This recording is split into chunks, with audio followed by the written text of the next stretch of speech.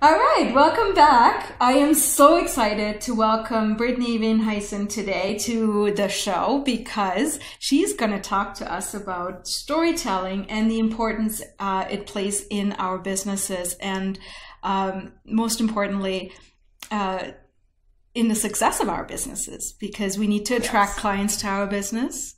We need to have something to talk to people about our businesses other than here's my product. Buy it, please. And also it for me personally, when I wrote my story for the first time, it really helped me gain clarity.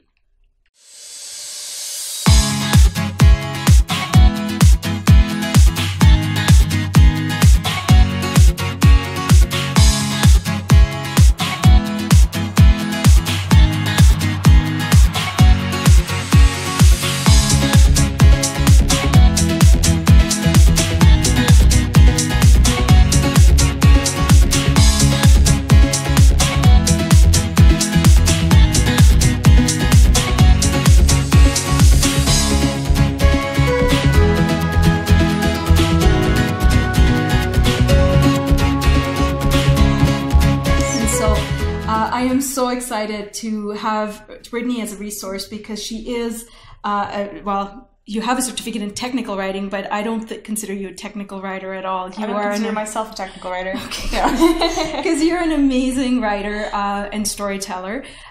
You have a degree in English. In English. Yeah, just straight up English. Perfect. And that's when I fell in love with storytelling, or was able to actually tell a story. Great. So tell me about that.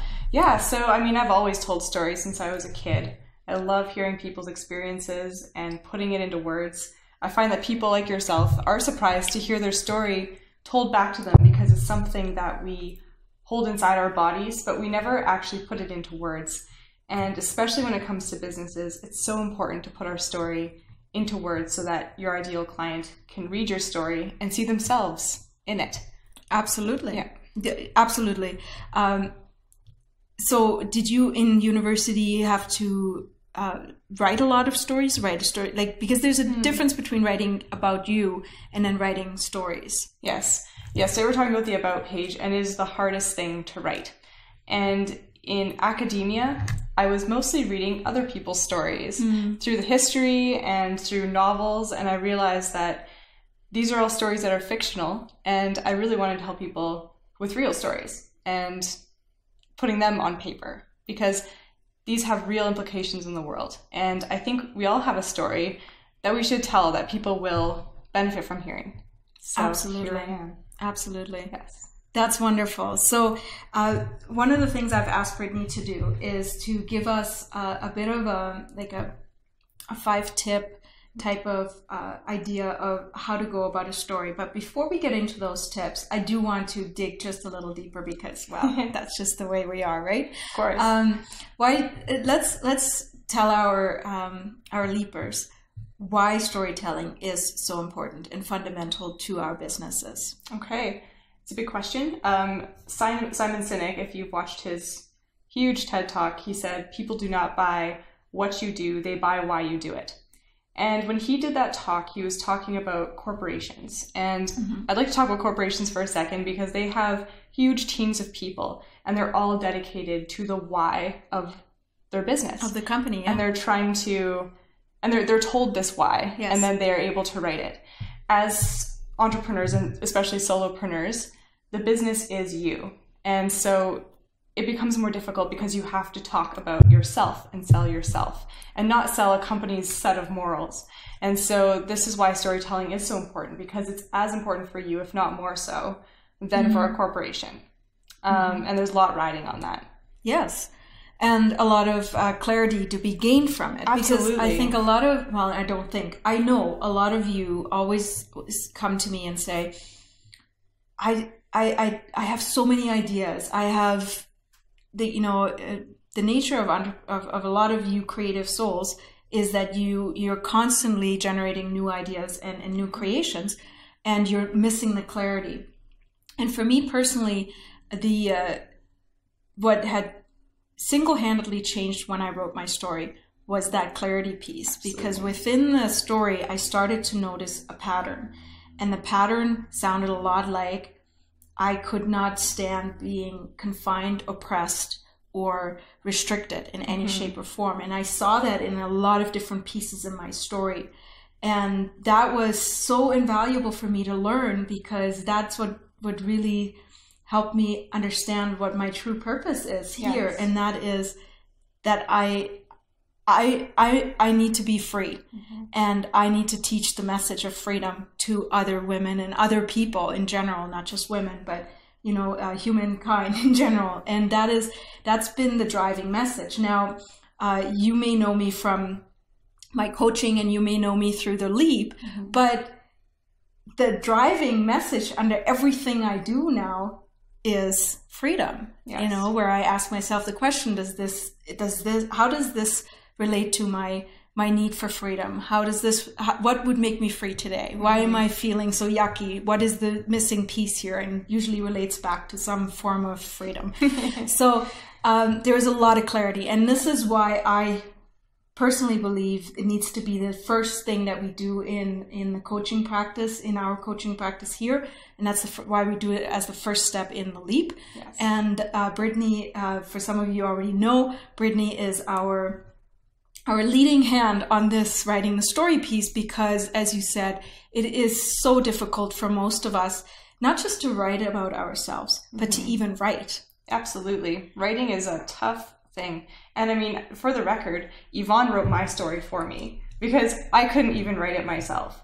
It's tough to sit down and be really honest with yourself about the deeper things. And sometimes crap comes up in the middle of your story, right? Our histories are not perfect. We're not perfect people, but that's what makes us compelling and interesting. And it is where our values lie. Absolutely. Like, that's where we learn where we come from and why this thing is so important to us. Why did you start your business? Why are you doing what you're doing right now? Right.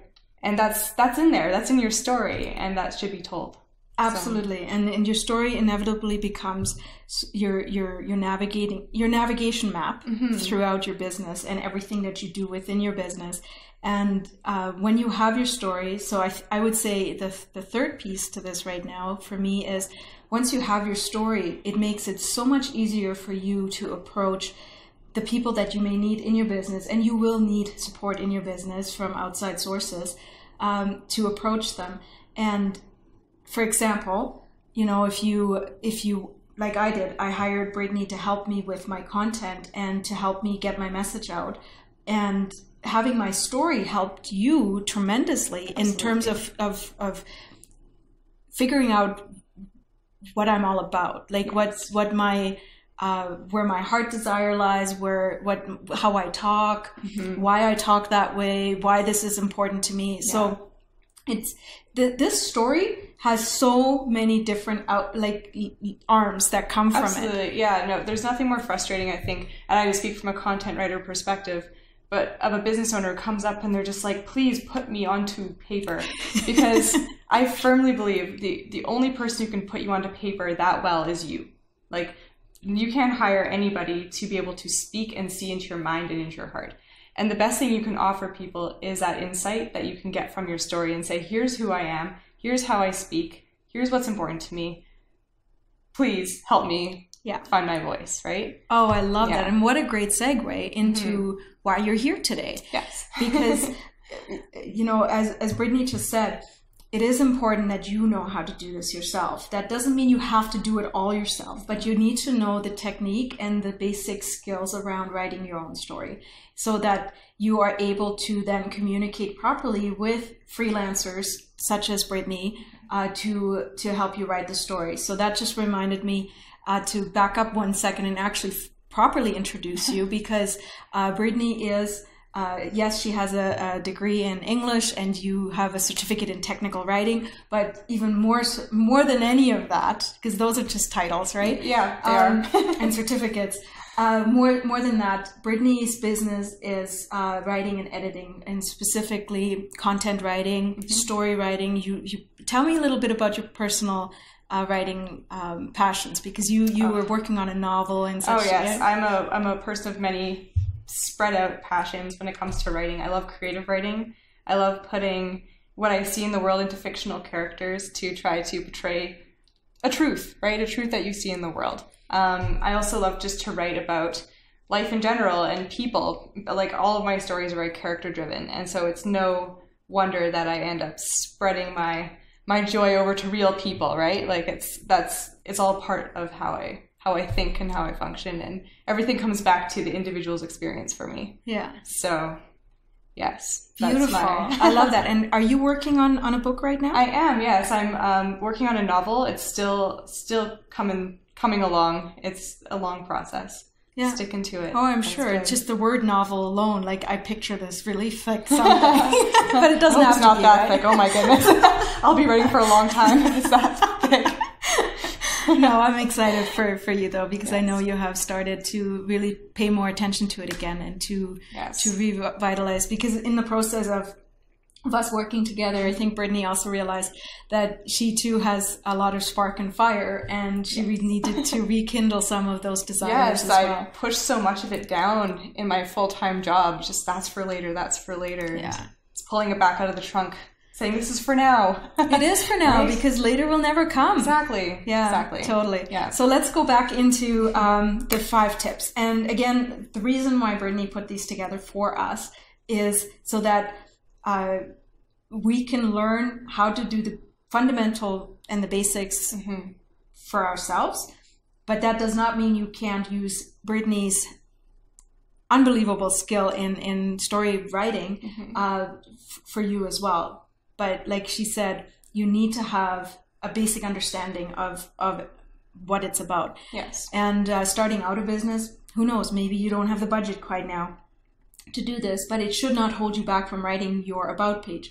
Because another thing you said, and this is very true, if you have a website, or even if you don't, even if you're using LinkedIn, the most important viewed or the most often viewed space on your website and on LinkedIn is what you're about. Yeah. So you need to have something there. Don't ignore that piece, because otherwise people just, it's like, okay, well, what makes me different from XYZ person, right? Well, this actually segues well into my first. I basically divided into 5 pitfalls and then 5 solutions for each pitfall that I've seen in people with about pages, and myself included. This includes my own experience from back in the day. And the first one is that we speak like academic robots on our about pages. We tend to do this. And the second most viewed page is the about page. And it's because people don't really, they know what you do. You know, like you're not doing something brand new in the world. You're usually doing something that many other people have done. Yeah. They want to know who you are because they want to hire you to do this job. So by academic speaking, what I mean is, if I use myself as an example, I could say Brittany Veenhuysen is a copywriter and creative consultant. She wrote software manuals for 2 years and then transitioned into freelance. And that sounds fine. That's all the information is there, but you don't really get a sense of who I am or how I speak or my sense of humor. So the next question right away comes up is like, so what? Exactly. Yeah. Right. So how do you make yourself sound more conversational? And there's one really fast trick that you can do, absolutely, to get rid of this, and that's use contractions. So instead of saying it is or she is, instead of using those robotic, very special way of writing, instead contract it, say it's and she's. When people read sentences like this, it flows a lot easier. So instead of saying, Yvonne Winkler is a business coach, she is located in Calgary. It's, Yvonne Winkler is a business coach, she's located in Calgary. It flows better. Beautiful. It makes it sound like you're speaking, because really what you want to do is have a conversation with the person on your page. You want to speak to them. Yes. You don't want to type to them. And this is, I find, hard for people because of the way that school tells us to write anything business related. Resumes and cover letters, it's all very proper. And in today's digital world, I think we can do away with a lot of that. So that's my first main tip, is that when you are writing, loosen up a little bit, you are telling your story, and you're telling your story as if someone is in the room with you. So that's beautiful. Tip number 1. I love Tip number 1. Yeah. The next 2 tips kind of fall into an umbrella that read one once, and I thought this was a great analogy. But think of your about page as a physical space. So I think when we think about writing an about page, we imagine ourselves almost like in an office in a two-piece suit, you know, with our coffee, and we're being interviewed from across a desk, and they say, Yvonne, what do you do? And you say, I do this thing, and I want to do away with that image. Imagine that you've met your ideal client on the street, and you've gotten talking, and they say, you're so interesting. Do you want to go grab a coffee? And you're now in a coffee house, right? You're now in a cafe.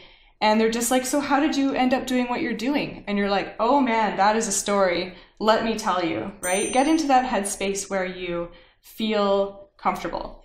And so under this, there's two pitfalls that can be solved by being in this cafe space. The first one is lecturing to your reader, which is making the about page all about you and just saying, here's my story, right? Like, you have your story now, and that's wonderful. But if you just plop it down, you're basically saying, I have a 20-minute lecture for this person about me, right? Right. Whereas it should be sort of a give and take conversation in a coffee shop. So to avoid this, I think the best way to go about it is to imagine this conversation as being about both of you. Because essentially you speak the same language as your client. If they're your ideal client, you both have the same values, the same struggles. If you do your ideal client profile, which you do in this program, you'll learn that you're basically looking at yourself and that you have something extra to offer this person who has been in a very similar situation that you've been in. And so don't be afraid of just taking that person into consideration to some extent. So take your story and think, what is the most important for me to say to this person? And if I were on their end, what would I want to hear? Like, what would I want to know about me, like, as a person, right? Right. And so you can tell the story, and the best reaction you can get from a reader is, oh, she gets it. Like, she gets where I am at. I love that. So that's a big one. So do not lecture. Try to have this communication style where it is a little bit more strategic, and you're kind of like, okay, what information am I choosing to put out there? Because you can choose to put any of your story out there, or all of it, or only a piece of it. It's all up to you. It's your story. So that is my next pitfall. And I love that. And it's such an important one because I don't know about you, but I don't like reading, and I certainly don't like reading. I love books, but I audiobook them. I don't read a lot. Like I don't like reading per se because it always makes me fall asleep. And on screen especially, it's incredibly tiring for me. Yeah. So if for me to read someone's about page or anything for that matter, it needs to have the elements that you just talked about. Otherwise, I won't read them. Yeah, it needs to be interesting. You need to be reading it and going, wow, this person and I are on the same page in some way, right? Yeah. The next part, which is, I think, speaks for itself because we've talked about it, but use your story. I think it's really easy to put up this wall between you and your client, especially in a digital space where it's just your picture and then just stuff about you, because you want them to respect you and you want them to want to hire you. But at the end of the day, I think a big part of the about page is telling those vulnerable parts of yourself, because that is what people connect with. Absolutely. So part of that cafe conversation is that more intimate insight into somebody's life.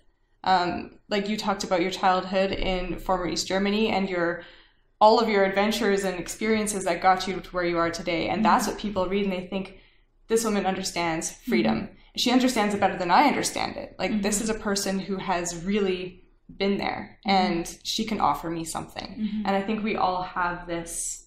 We all have this story. Yeah, absolutely. We all have a story. But you're right when you're saying we need to open into it and allow this is a really, really interesting point. Can we just expand on this for a second? Because I just had this conversation with one of my clients. And it loops right back to why I think that the storytelling is so important and why it needs to be the first part when we approach my coaching practice anyways. The vulnerability piece. So we all know we have a story, but most of us, or we know it, but we may not have consciously brought it forth, even in our own minds. Yeah. So when we write our story, if you write it out, and this is at least what happened to me, I was surprised how far back it took me. I did not think my story was ever going to start where it started in East Germany, where I was 7-8 years old. Like I never thought it would take me this far back, but as soon as the first question came in the interview, I let it just go there. And I just talked it all over with the writer at the time that I had when I wrote my story. And I felt comfortable and secure with this person. And this is the vulnerability piece. Mm-hmm. I hear a lot of you are terrified or even afraid to tell your story.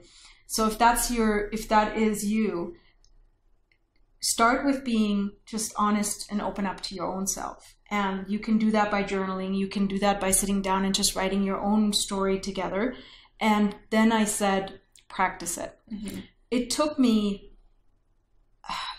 I want to say, at least 10 times of reading the story to even my own family, my own self. Like I sat here and I read the story to my husband. I read the story to myself. I read the story to my parents. And I read the story to a women's group. Mm-hmm. It took me multiple times of reading the story out loud and telling the story, my story, before I could comfortably tell the story and put it on my website. Like this was not just, okay, I wrote my story and then I put it on my website. No. It took me a while to get to Sometimes it's a Pandora's box because you open it up and you think, that's where that came from. That's it. That's where it started. And you have to reconcile that with yourself before really being able to make the connections, I suppose, between everything else going on in your life. Absolutely. Yeah. And I was recording for the LEAP program yesterday and today, and telling a particular piece in my story again brought up emotions again, like tears. So there's such a healing process in telling your story as well. It's just, I can't tell you enough about how important a story is, and not just a story, your story is. Yeah. And really, the deeper you allow yourself to go with this vulnerability piece and what you said, to really open up into this, the more you're going to get out of this from a healing perspective, from a clarity perspective, on who you are and what you want to do and how you want to serve the world. Because at the end of the day, that's what we all want. Is we want to contribute in some shape or form to this world. And we walk around going, well, I don't know what I want to do. Maybe I'll do this, or maybe I'll do that, or maybe I'll do that. But the truth already is within you. And the story is a way we can extract that from you. So Brittany is a really great question asker. Is that a word? Interviewer? Question asker? I like question asker. Question asker.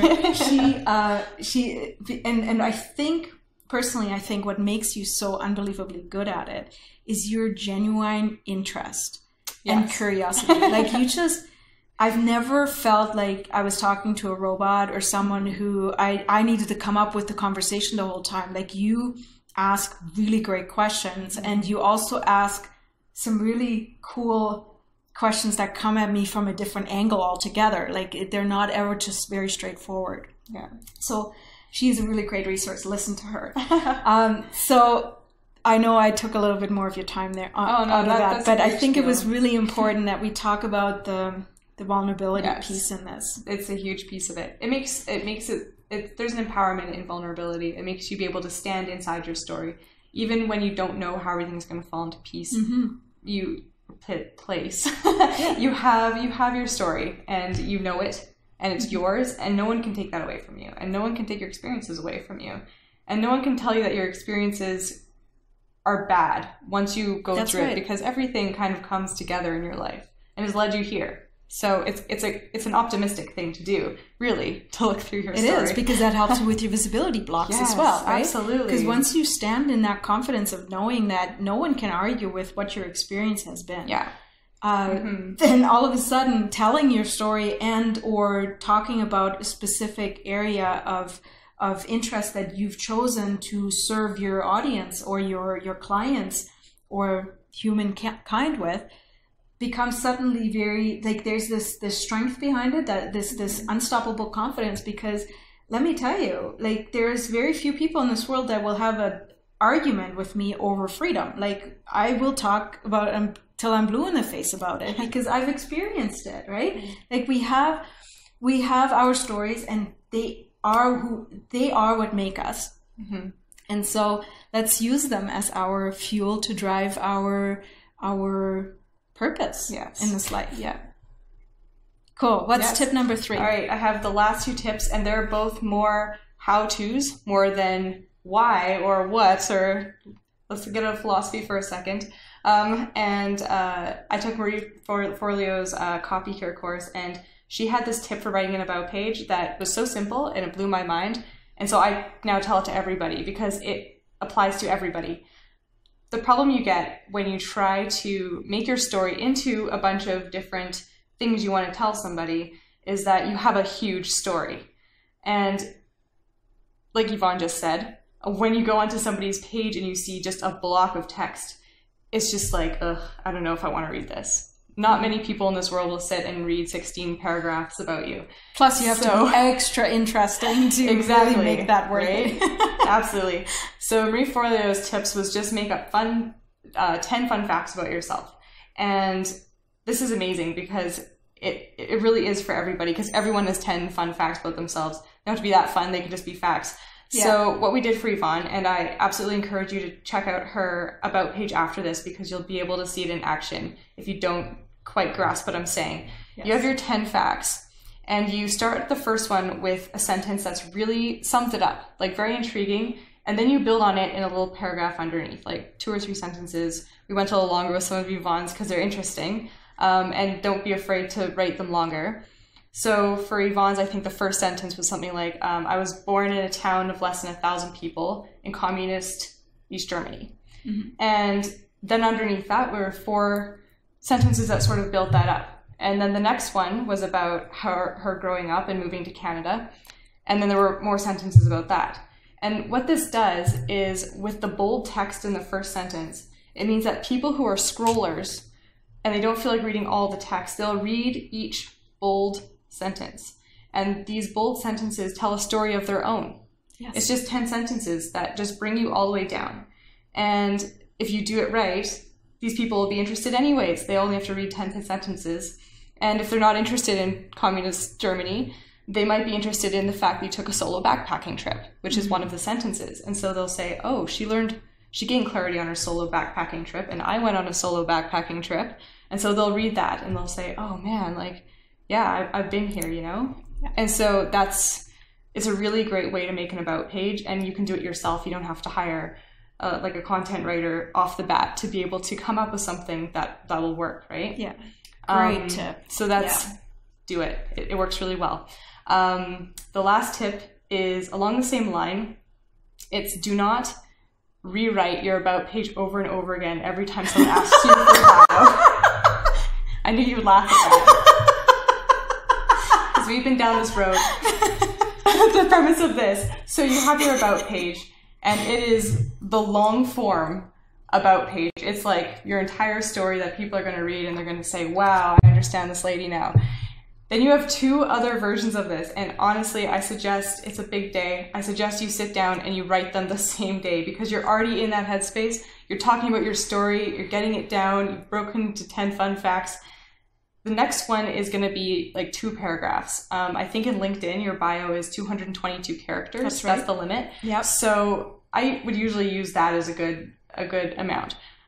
You might need this bio for many reasons. LinkedIn is a great one. Yeah. If you ever present somewhere, or you ever, link up with someone with a similar business, or you present at a conference, they'll usually ask you. Or even social cards on blogs. Exactly, and such. Right? Yeah.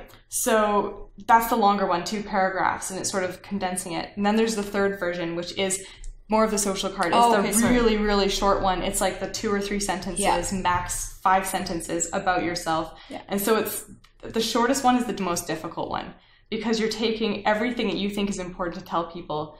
And the social card should really say who you are, what you do, and why you do it. And people should be able to walk away with a good idea of what this is. And your social card goes under blogs. It might go on other people's blogs if you're a visiting blogger.